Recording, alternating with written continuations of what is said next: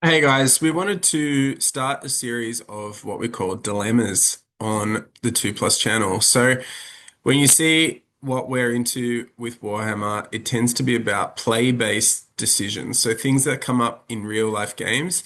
However, there's a whole side of the hobby that is very rich in thinking about the game, preparing for games, talking about games in the aftermath of it, the frustrations of painting, spending too much money on miniatures, etc. So really, in an attempt to stretch that out, because so much of what's enjoyable about the game happens beyond what occurs on the table, we wanted to start to come up with some of those big decisions that we talk about all the time behind the scenes in preparing to play a game or in the aftermath. So today, I wanted to run back through the Beastmen army that I'm looking at creating and playing for a tournament in less than 3 weeks' time. There'll be 3 rounds, and you can see the challenge I've put up on the screen. So beyond that, I thought I might be able to get 3 games in last week at a tournament, but we ended up with even players, and I'm the TO, so I had to sit out, unfortunately, but helped me have some time to refine my thinking and correct some of the mistakes of the Arcane Journal in interpreting, beginning particularly with the best to God champion only being able to take 25 points of magic items. So, if you haven't watched that video, the challenge of this tournament is that we're only taking 25% characters. On top of that, there are 50% of points available for 50% of wounds, which I think has been a great rule, and Patty and I have talked about across a couple of the chats on this channel. So if you've got, say, a behemoth that has 6 wounds, it loses 3, you're going to get half of those points at the end of the game. On top of that, renegades and mercenaries are allowed, and the structure of the tournaments, which is run on a 20-0 system, is that about 250 game points are worth one of the swings in those battle points. So if you are less than 250 points apart, it'll be what's called a 10-10 result. If you're over 250 but beneath 500 points, you'll probably win that round 11-9. The first scenario has 2 towers. The towers have very interesting rules that promote infantry, and those towers are worth 2 battle points, so equivalent of 500 kill points in the game. Beyond that, the second and third scenarios have a lot of emphasis on standards, and you can gain up to 3 to 4 battle points for winning those objectives. So the way that I'm translating that in this list is I think you need about 4 standards minimum, and probably 6 is where you're sort of feeling comfortable, which is what I'm aiming for in the list that I've got to present to you. Otherwise, typically the local meta has dragons, watered up dragons, tilts toward T3 armies like humans and elves rather than the toughness 4 armies. And beneath that, there's probably minimal undead for what is a relatively competitive scene. So there'll be about 40 players. I would expect about 4 undead armies, which is something smaller than you'd expect for the power that they can provide competitively. So, without further ado, I'm going to give you the list or where I'm up to, and I'm going to give you a dilemma that I'm facing. And I'd love for you to put into the comments whether you think option A or option B is better. So, in playing Beastman, what I think is essential is a Hagtree Viletide Great Bray Shaman. This is because I like to go into games with at least a chance to kill dragons. I don't like to just run away from them, particularly with Beastmen, even though you have a lot of redirection. At the same time, you tend to lose a lot in the early stages and need to get those points back. So just leaving 500 points on the table isn't really an option for me. Viletide at least provides a threat. You're not going to one-shot it, but if they don't respect it, it will eventually kill something like a dragon and it can wipe out units of heavy cav in one go. Beyond that, Razor Gauze are essential. I'm only going to play 3 this time around. You can play up to 6 in this pack, but I don't really like skew lists. I like to have options, and I find 3 is probably the most respectable number that you can take. And given that gauze are essential, and I'll get to how I'm going to configure those in the next slide, I think I'll have more than enough chaff.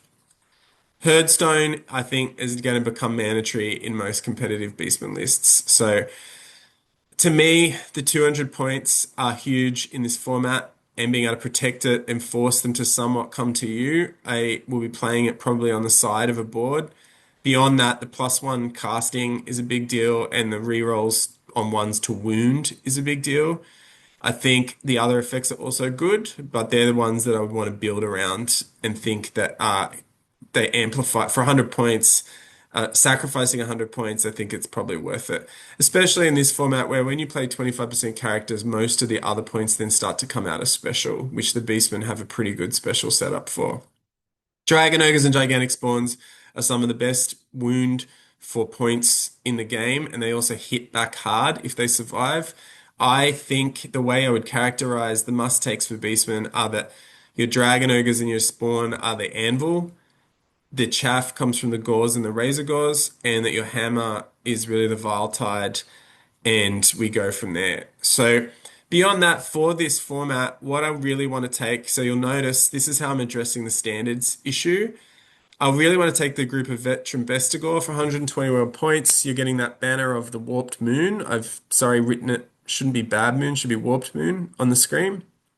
And that's going to give me a unit that I can provide in put in marching column and take objectives if I need to. But I also just think toughness 4, great weapons, 5 plus armor, so it's not such a bad deal. They'll probably start off hidden behind the Herdstone, which is considered to block line of sight for this tournament, interestingly enough. I also like minimum Minotaurs, so if you take 2 and 2 only, the Blood Kind can take Black and Plate, Gnarled Hide, and a Shield and give the unit, the 2 models, a 2 plus save. So in a way, this sort of mimics Dragon Ogres, but I actually think they may be better off taking additional hand weapons than the Great Weapon, because then you get 3 attacks if Foe Render goes off. So at leadership 7 or 8, it's not a bad thing, and the -2 AP is a big deal. The initiative is not so low on a Minotaur that you're just going to default to great weapons. So in this instance, it'd be interesting to sort of decide, see what you think in the comments. But I think the automatic great weapon, as much as I love great weapons, isn't as necessary when you already have Dragon Ogres with them and the Bestigor. I think maybe having more attacks and taking advantage of Primal Fury is a better bet.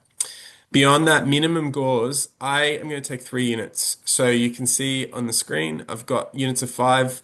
I like to take a True Horn to get the extra leadership and the great weapon. It provides a great change up, and it means that the opposing army has to sort of target the Bestigor. Well, he's a mini Bestigor with a slightly lower strength in there, and that can be risky with toughness 4. So as I run these units of 5, that I also like to ambush too. You know, on this channel, Paddy and I are a big fan of ambushing. You don't want large units of ambushes because they have a footprint when they come onto the boards. They need to squeeze into a small amount of space. And you'll find also that just being skirmishers, they're not going to provide much in the way of rank. So minimum 5 to maximize the amount of attacks they do is more worthwhile. I am going to try out Scourge of the Burdened, 25 points out of core to be able to potentially give reserve move to a unit each turn. I don't think there's a lot of targets for reserve move in Beastman. You just tend to marching probably just as good in many ways. You really want to use it for 2 reasons: to either take advantage of lumbering on monsters, which I think isn't as big a deal in this army as I'd like it to be, but as we'll see later, you can use them on your wizards with ranged attacks to sort of send them forward, shoot, or get them out of a dispel range and then get them back to safety. And with the targeting lone characters and evade rules, it's quite easy to keep your wizards safe if you have other infantry in the list. So here's the dilemma. What I've got left are the points to spend on one of 2 options. So my first option is to take a Doombull General. With the new full plate Chaos Armor and Gnarled Hide and a shield, I can make it 2 plus 5 plus to shooting, and then 3 plus 5 plus with great weapon, strength 8 attacks in combat.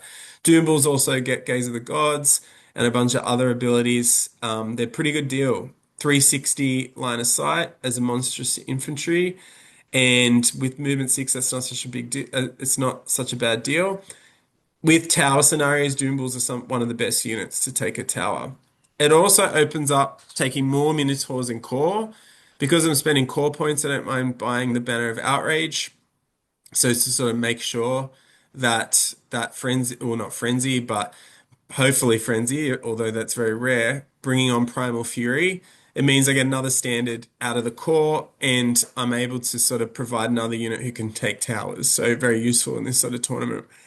The 5 Harpies are there with these amount of points. Might want a little bit less chat, a bit more chaff 3 Razor Gores can be taken down on their way to eat things like cannons. 5 Harpies might just give me that edge with their 10 attacks and high mobility in getting in there, and they can also assault a tower. Beyond that, I can take a Gorgon. I know people seem to love or hate Gorgons, but again, it provides this big change up.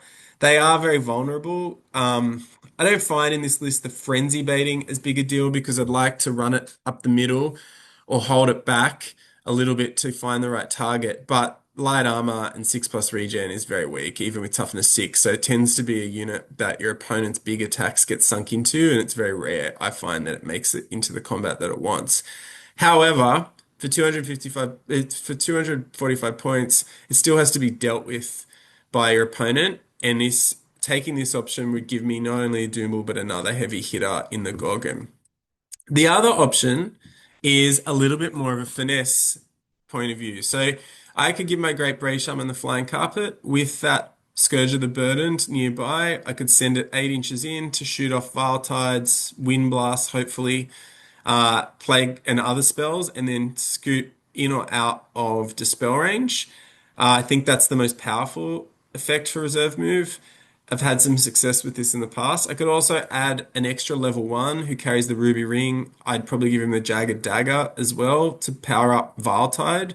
So I can take Vile Tide, which is pretty easy to cast, but even as a level 1, +1 from the Herdstone, +1 from Jagged Dagger, you're going to get it off. Now, it's not as good with that Hag Tree. It probably averages about 3 wounds, but that's still pretty powerful. And magic missiles are very good against towers and small units of chaff if they're carrying standards.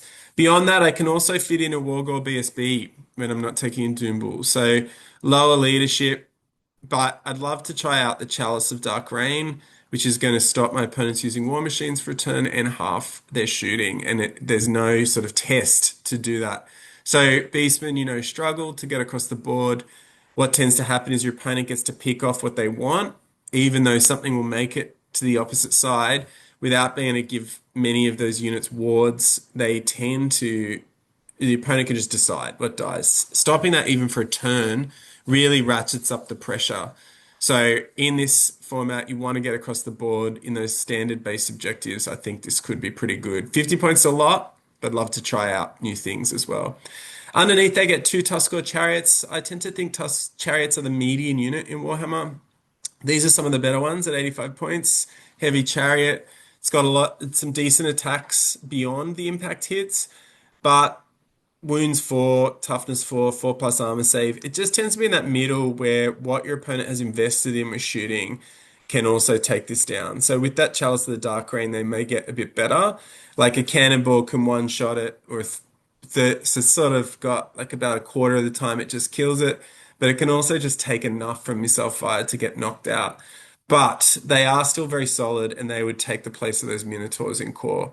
Beyond that, I would get the Shaggoth, which sort of imitates the Doombull coming out of rare points, taking that full plate Chaos Armor. It shouldn't have a shield. Sorry, I've copied that over. It's got Armored Hide 2, so it doesn't need it.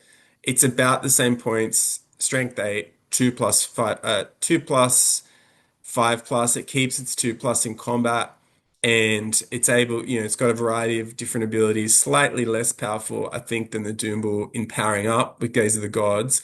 But you do get Armor Bane and that magic missile on top that can give you an extra attack a lot of the time. So that's where the dilemma is. Option A, the Doombull suite. Minotaurs, Doombull, Harpies, a Gorgon. Option B, some flexibility on my magic missile attacks and a Wargore BSB with Chalice of the Dark Rain. 2 Tuskor Chariots and a Shaggoth. You can go back and see what I'm taking for sure, but I'd love to hear from you in the comments. Do you think I should take option A or option B to the tournament that I'm playing in 2 weeks' time?